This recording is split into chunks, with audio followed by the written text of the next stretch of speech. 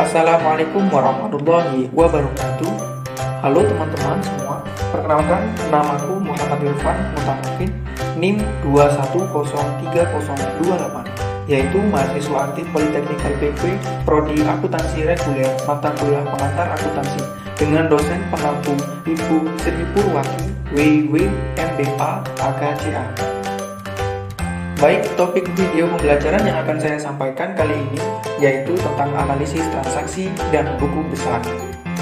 Ketika berbicara mengenai bisnis dan pengelolaan keuangan perusahaan, maka tentu saja seolah tidak bisa lepas dari analisis dan transaksi. Pelaku bisnis pastilah sudah tidak asing dengan istilah analisis transaksi dalam akuntansi, yaitu analisis transaksi adalah kegiatan yang penting dalam tahapan siklus akuntansi. Analisis digunakan untuk mengetahui pengaruh dari transaksi terhadap akun-akun, sehingga membentuk persamaan dasar akuntansi. Kemudian untuk mereka berbagai data keuangan perusahaan, mulai dari pemasukan, pengeluaran, perbelanjaan, dan lain-lainnya. Oleh karena itu, datanya menjadi penting sebagai pengembangan sumber dan bahan-bahan laporan. Berikut ini adalah jenis-jenis rekening dalam analisis transaksi, yaitu aset, yaitu bertambahnya debit dan berkurangnya kredit, jadi saldonya berupa debit, contohnya kas, piutang, dan perlengkapan. Kemudian liabilitas, yaitu bertambahnya kredit, berkurangnya debit, jadi saldo berupa kredit, contohnya utang usaha dan utang bank. Kemudian modal, contohnya modal usaha dan laba ditahan. Pendapatan, yaitu bertambahnya kredit, berkurangnya debit, jadi saldo berupa kredit, contohnya jasa dan bunga. Beban, yaitu bertambahnya debit, berkurangnya kredit, jadi saldo berupa debit, contohnya listrik, air, dan telepon. Price, yaitu bertambah debit, berkurangnya kredit, jadi saldonya berupa debit, contohnya penarikan sebagian aset atau modal. Ekuitas, yaitu bertambahnya kredit, berkurangnya debit, jadi saldo berupa kredit, contohnya saham preferen, saham biasa, dan akun tambahan modal di setor. Kemudian sisi normal dari akun dalam akuntansi antara lain debit sama dengan aset, kredit liability, kredit sama dengan equity, kredit sama dengan revenue, dan debit sama dengan expense.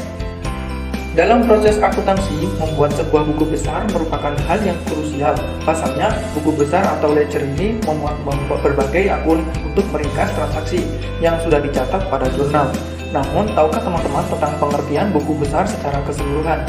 Nah, buku besar adalah salah satu bagian dari akuntansi yang berisi kumpulan akun-akun perkiraan yang terkait dengan pencatatan transaksi keuangan yang mengikhtisarkan buku pembantu yang berisi semua daftar perubahan laporan keuangan dari suatu entitas atau perusahaan. Jadi jumlah perkiraan buku besar yang dibutuhkan oleh perusahaan tentu saja berbeda-beda. Hal ini disebabkan karena beberapa faktor yang meliputi jenis kegiatan keuangan dan kekayaan perusahaan, informasi yang diperlukan perusahaan, serta volume transaksinya.